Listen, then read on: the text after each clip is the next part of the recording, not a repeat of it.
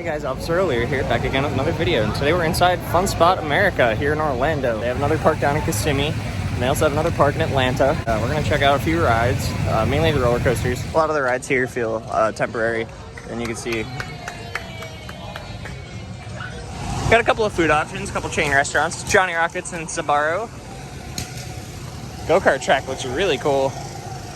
Right here is the back end of White Lightning. This is the final turnaround. And it weaves back and forth across itself all the way to the station. Out here in the back section of the park, there's two roller coasters. You've got this one in front of us, the big yellow. That's not what it's called. It's called Freedom Flyer. It's a pretty good ride, it looks like. It's one of these Vekoma suspended family coasters, similar to Dragon Flyer at Dollywood. And these are some of my favorite family coasters. They're really, really smooth and really forceful. Oodles and oodles of joy from people riding currently. We should definitely get on that. And they also have an S&S Screamin' Swing.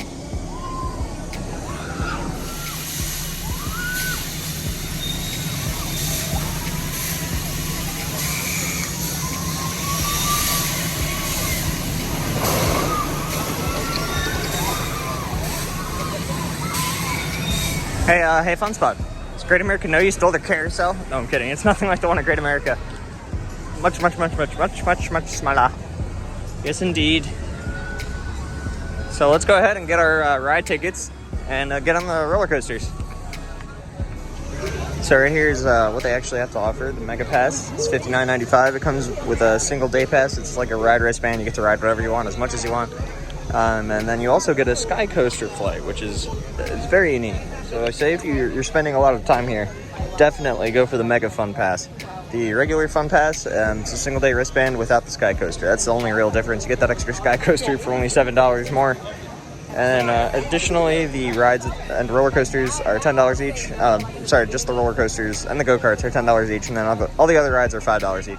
Well, it's not here on the sign, but outside I talked to the security girl who checked my pockets and everything, and she told me that there's a pass that you can buy for $30 that gets you on four different rides of your choice.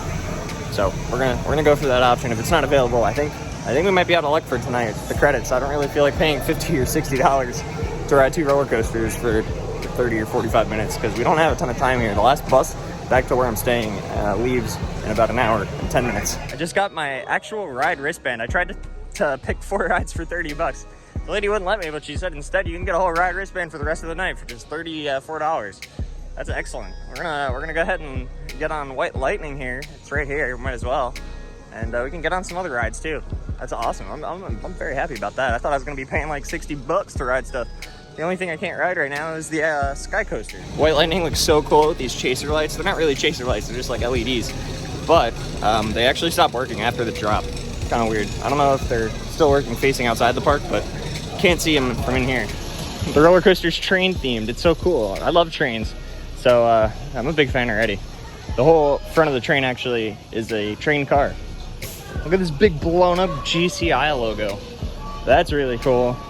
That's of course the manufacturer of the roller coaster.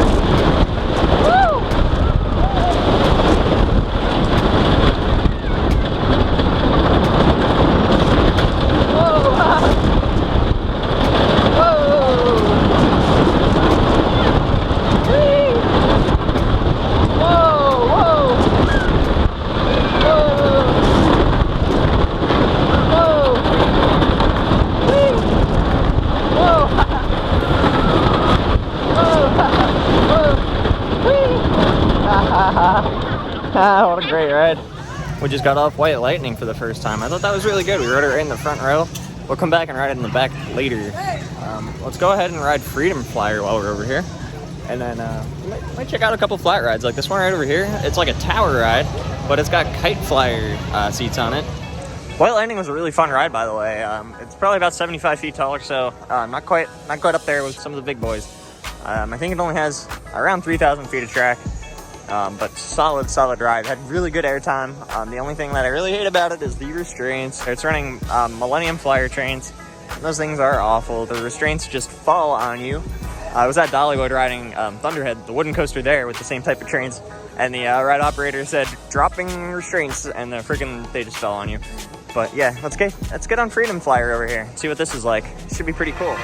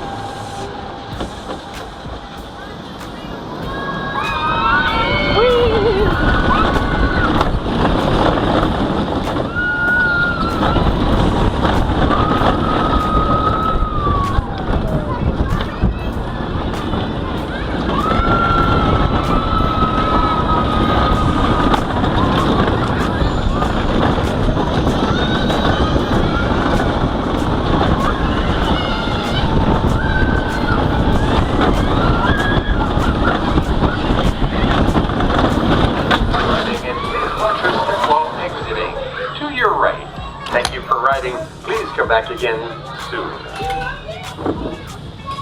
Ow.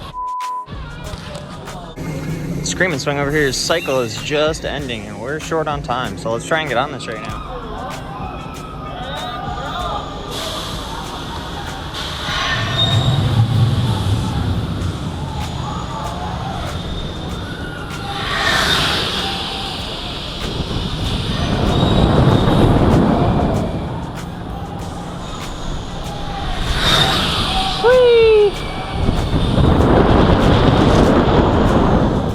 Whoa! Whee!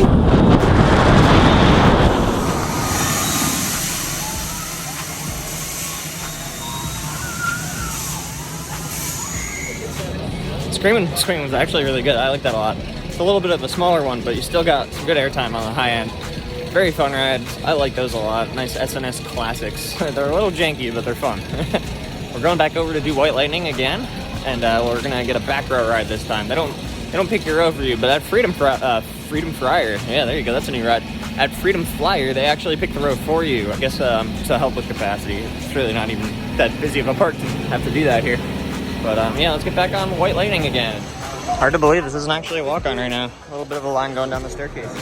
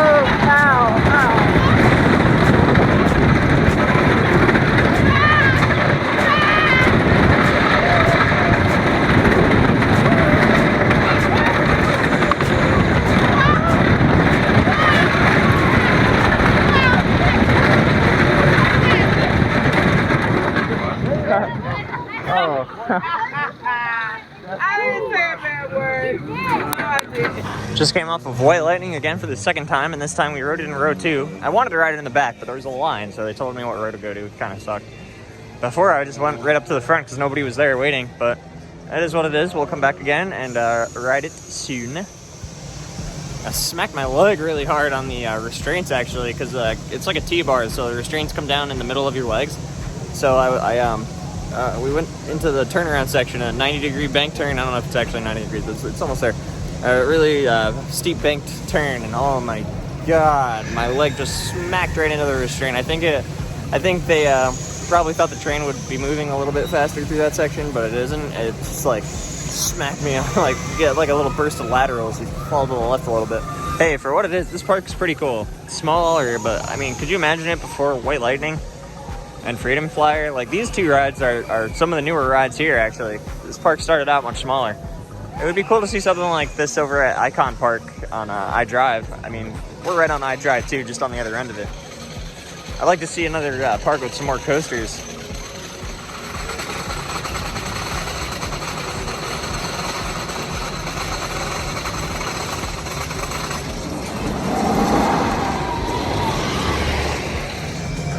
Other than smacking my leg, though, I like White Lightning a lot. I think it's excellent. There's even a little section of track that got redone by the manufacturer, and it's a steel track right there. So it's only a very short section. I'll see if I can show you guys it real quick. It's probably not very easy to see right now because it's dark, but you can sort of see it. So if you guys look up here, you can see the stacks of wood. That's normal wooden track. But in the background, you guys can see that gray. That's actually steel track. The company GCI has been working to manufacture this for quite a while. A lot of research and development involved. It's really cool to see GCI stepping up and doing some stuff that other manufacturers are. I'd like to see him build something comparable to an RMC. That'd be awesome. Over at the Fun Spot Park down in Kissimmee, it's not too far away, maybe about a half hour or so or less even. Down there at that park, they actually have a wooden coaster that goes upside down. It has an inversion. It's one of the only true wooden coasters without steel topper track that go upside down. I think that's so cool. There's another one in Wisconsin. Yeah, there's not many in the world. So that's pretty unique that they have that down there at Kissimmee. We'll hit up that park at some point. Not today.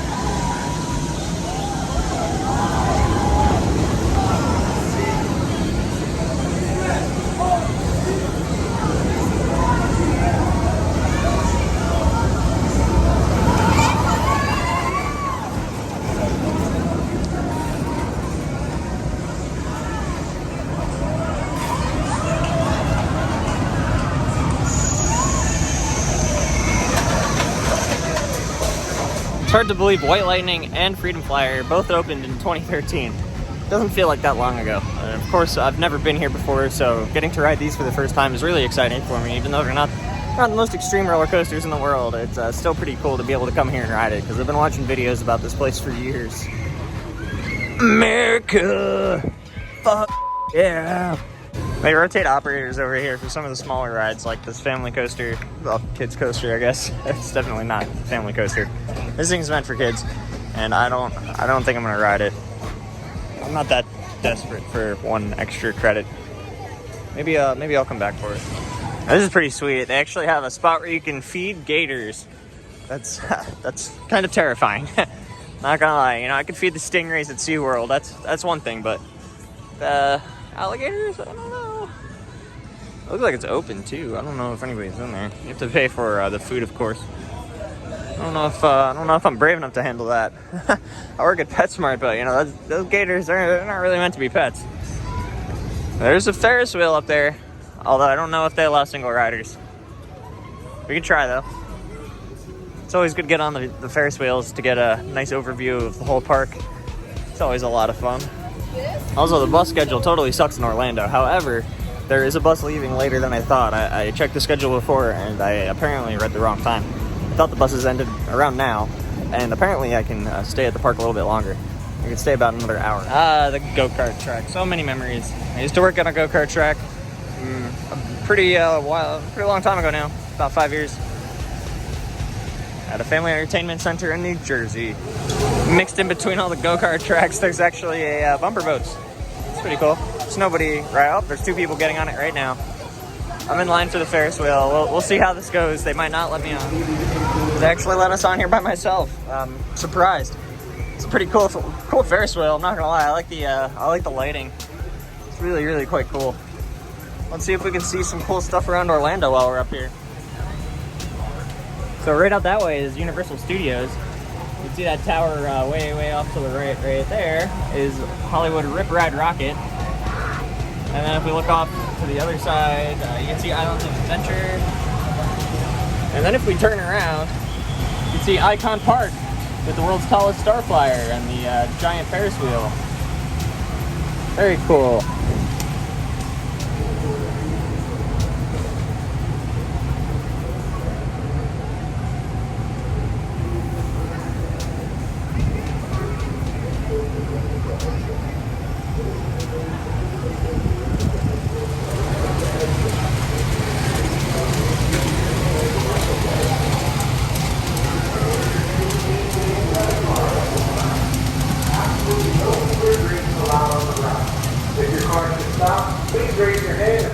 That was really nice that they let me on the Ferris wheel there. I wasn't expecting that.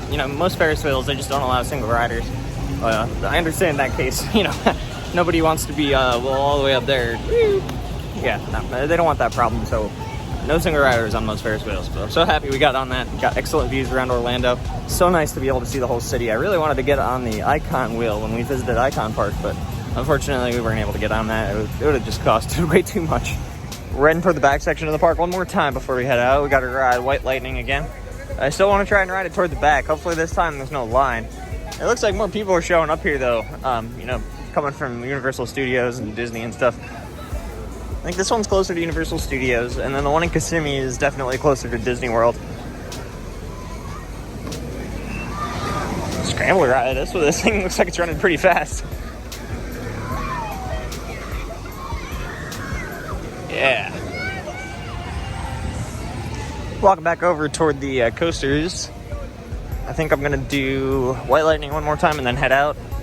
Not really too burnt about not riding Freedom Flyer again. So we actually came in from the back facing International Drive. There's another entrance to the park. This entrance is actually the main entrance over here, back by White Lightning. There's a big parking lot outside, and it's a little bit easier to access off I-Drive. I walked here from Endless Summer because I got a shuttle from Universal, so it took me like 20 minutes to walk here from there. But yeah, if you want to just drive up here, there's a big parking lot right out in the back. You just cruise down Fun Spot Way and you'll find it. Excited for this. Let's get on White Lightning again. I'm assuming it'll be a little bit better in the back. If I sound exhausted, it's because I am. I've been walking all day long. I got to Universal Studios a little bit after noon, and yeah, my feet are killing me. Right there's the front entrance.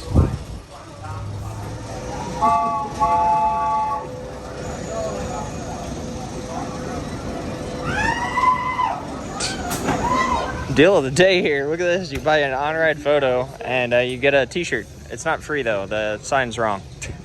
They charge $5 on top of the $10 fee it costs for the on-ride photo.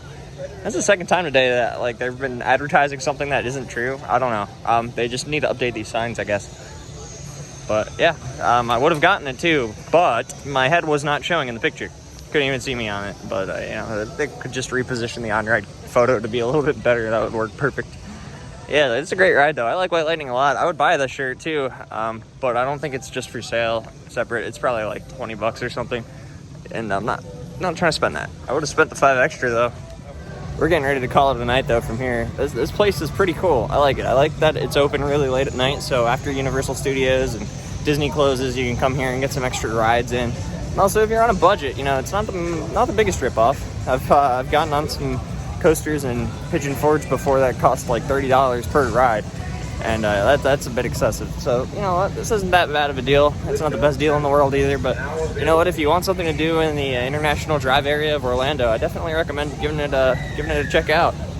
Going to ride White Lightning. That ride's fantastic. I'm really happy that Fun Spot decided to step up their game back in 2013 and add some coasters, because prior to that, I don't know what this park would have been. I mean, just get the go-kart tracks, I guess. I believe the Sky Coaster here is actually a relocation. I'm not 100% sure on that, but if you know any more info, post down in the comments and let me know where that thing came from, because it's huge. Johnny Rockets must be relatively new, because that sign there says now open.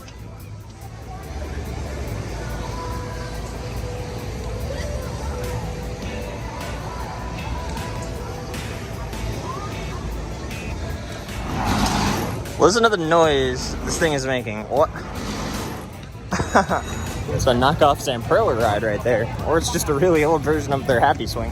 This here is the back entrance. You can see on the sign it actually says Fun Spot Action Park, which is the old branding. They changed it to Fun Spot America Parks. But yeah, that's a fun little park. I'm really glad we got to come and check it out. Thank you guys for tuning in, and I'll see you at the next park we hit. Peace out.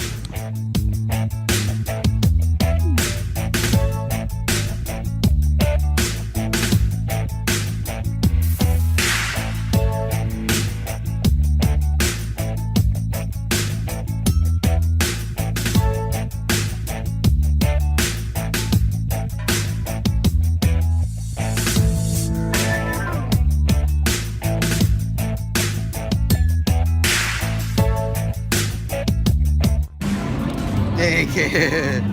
Hey.